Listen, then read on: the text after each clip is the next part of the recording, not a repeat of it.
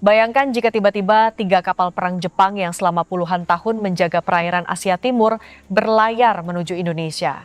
Ya, kabar yang sedang ramai diperbincangkan menyebutkan bahwa kapal perusak Jepang JS Asagiri, JS Yamagiri, dan JS Yugiri akan segera tiba di Indonesia. Jika kabar ini benar, maka Indonesia berpotensi mendapatkan tambahan kekuatan laut yang sangat signifikan dalam waktu singkat. Namun benarkah kapal-kapal ini akan menjadi milik TNI Angkatan Laut? Ataukah hanya sekadar isu yang dibesar-besarkan? Simak sampai akhir karena faktanya jauh lebih menarik dari yang banyak orang kira. JS Asagiri, JS Yamagiri, dan JS Yugiri merupakan kapal perusak kelas Asagiri milik Angkatan Laut Jepang. Kapal-kapal ini memiliki panjang sekitar 137 meter dengan bobot lebih dari 4.000 ton. Meski dibangun pada akhir 1980-an, kemampuan tempurnya masih tergolong mumpuni. Kapal ini dilengkapi rudal anti kapal, torpedo anti kapal selam, meriam utama kaliber 76 mm, sistem pertahanan udara jarak dekat, hingga hanggar dan dek penerbangan untuk helikopter anti kapal selam. Keunggulan utama kapal kelas Asagiri adalah kemampuannya menjalankan berbagai misi sekaligus, mulai dari peperangan permukaan, anti kapal selam, hingga patroli maritim jarak jauh.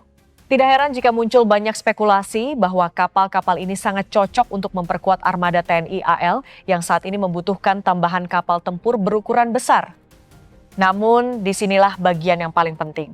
Hingga saat ini belum ada pengumuman resmi dari pemerintah Indonesia maupun pemerintah Jepang yang menyatakan bahwa JS Asagiri, JS Yamagiri, dan JS Yugiri telah dibeli atau pasti akan diserahkan kepada Indonesia.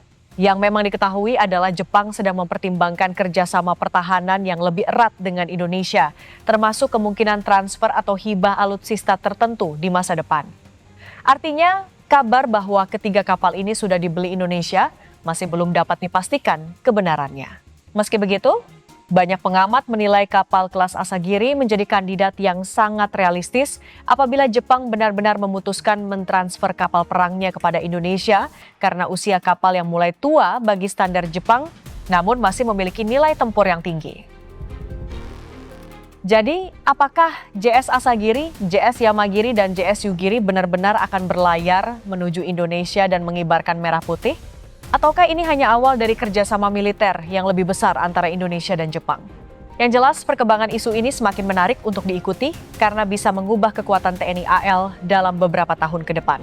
Jangan sampai ketinggalan video berikutnya, karena kita akan membahas berapa biaya operasional kapal-kapal ini, kemampuan tempurnya melawan kapal perang negara tetangga, dan apakah benar kapal Jepang ini bisa menjadi pengganti ideal bagi armada tua TNI AL?